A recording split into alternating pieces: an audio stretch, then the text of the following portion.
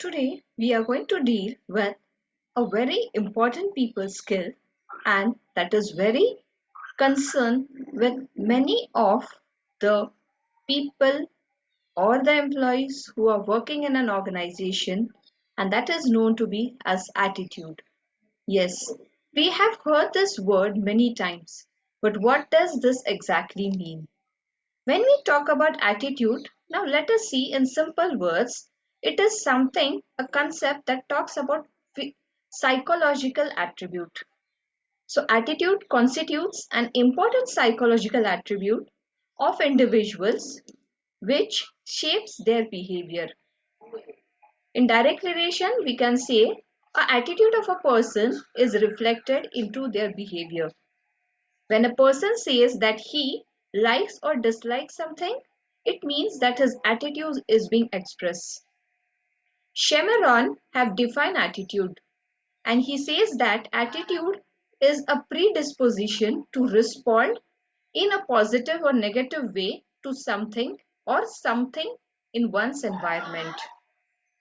And that is why attitude is a mental and neutral state of readiness. It is organized through experience, exerting a directive or dynamic influence upon the individual's response to all objects and situation with which it is related. Friends, in this definition, there are different words that gives you the meaning of the word attitude. Yes, it starts from our mental thinking. It is a state of readiness that is being reflected in our behavior.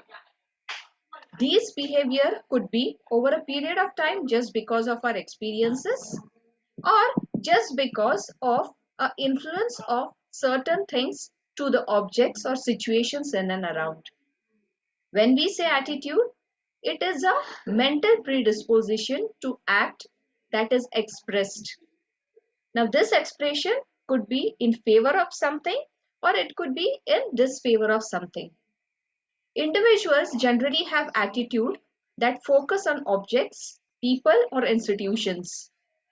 I don't like that individual. I hate that place. I try to keep these things avoided. All these are nothing but telling you the attitude. Attitude are also attached with the mental categories. Mental, orientation towards, and concepts are generally referred to as the values. And that is why attitudes are comprised of four components. These are referred to as ABCD of attitude. So let us now see what is this ABCD. The ABCD of attitude, it starts with the C first, that is cognition. Now when we say cognition, the word cognition itself is nothing but our beliefs.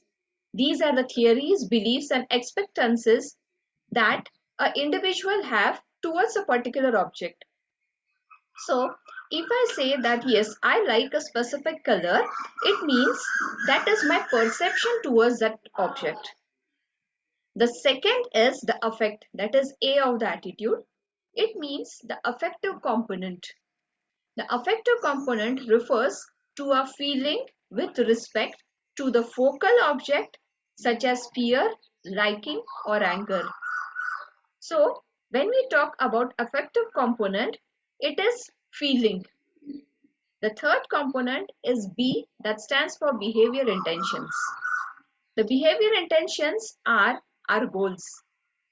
These are aspirations and also the expected responses to the attitudes. So what kind of intention we have towards that object is expressed in our behavior intention. And last is E, that is the evaluation. The evaluation is often considered the central component of the attitude. Now, when we are studying this, let's now see what are the characteristics of attitude. Whenever we say attitude, attitudes can be seen in different ways. So, attitude affects the behavior.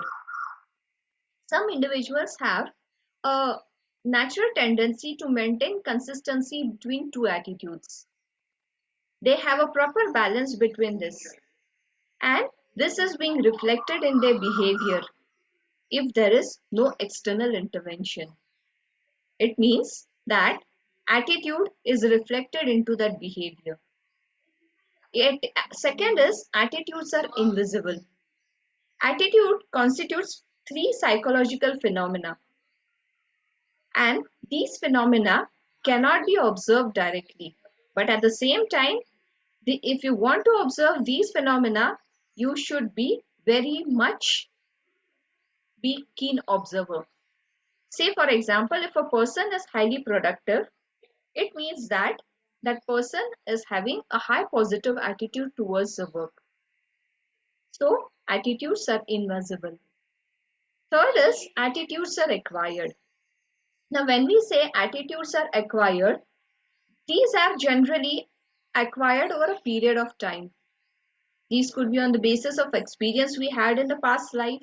These could be basis of the influence or certain teachings that we have come to know in our this. And sometimes it is also said to be as they start right from the childhood of an individual. But yes, attitude continues along with us through the life of a person.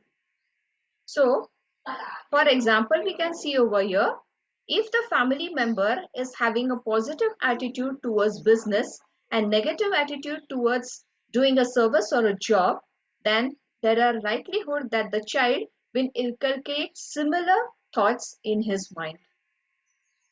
Next characteristic is attitudes are pervasive. Now, when we say attitudes are pervasive, the process of socialization and may relate to anything into the world. This is attitudes are formed. For example, you can take over here, a person may have a positive or a negative attitude towards a specific religion, a politician, politics, or countries. At a workplace, we can see attitude towards the work, superior, peers, subordinates, and so on. Thus, it is an endless list of attitudes. Attitude is effective and behavioral. Now, when we say it is effective and behavioral, it refers to our feelings. It is a belief of individuals or group of individuals. The feeling that I like my job, the feeling that I like this particular idea, all this is nothing but a positive attitude. Attitude is also evaluative in nature. Now, why we say it as evaluative? Because I like my job, I don't like this thing. All these are giving you a choice of whether it is favorable or it is unfavorable.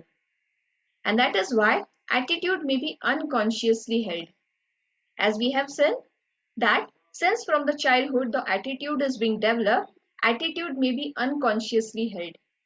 Most of our attitude may be about any of the object is not clearly prescribed. That is because we try to see only the one side of the coin and not the other sides. So now after understanding what are the characteristics of attitude, now we'll learn what are the sources of attitude for us. So the first source of attitude is directly personal experience. Now when we say personal experience, it means that if a person has a direct experience about an object, it is going to define his attitude. Say for example, if the worker finds that his kind of work is being repetitive in nature, in spite of doing full hard work, he is not going to be getting enough of payment, and the boss is very tough and very rude, then definitely he is going to develop a negative attitude towards the job. Next is association. A new attitude object may be associated with an old attitude object, and the attitude towards the latter may be transferred towards the former. Say for example, in previous days I had a very good thing and it was very uh, okay for me to work with it. If I find the same condition in coming future, then I will be comfortable by using those particular objects. Hence, or sometimes it like this particular boss was very good, सो उसी तरीके का boss और एक बार मिलता है, then you are going to have a favorable attitude for that particular individual at the same time. The third source is social learning. Attitudes also learn from other examples, maybe from parents, teachers, supervisors, models, etc. An individual may learn by having contact with others or even watching models on TV. Social learning makes it possible for a person to develop the attitude who even does not have a direct experience. And this is the impact of social learning. The next factor is institutional factor. Institutional factors like the religious institutions we are associated with it, the social organizations or the educational institutions we are into, all these also have a major role in shaping the attitudes of the people. Next source is the mass media. As we have discussed in the previous thing, mass communication, as it has a major impact, mass media also plays a very bigger role. Advertising messages, TV, nowadays the WhatsApp, the Insta and the Twitter and all those things, all they have a very big impact on the attitude because they keep on doing it repeatedly into the mind. Next source is the economic status and occupation. Our economic and occupational position also contributes to our attitude formation. They determine rather that with what kind of people we are going to be associated with it.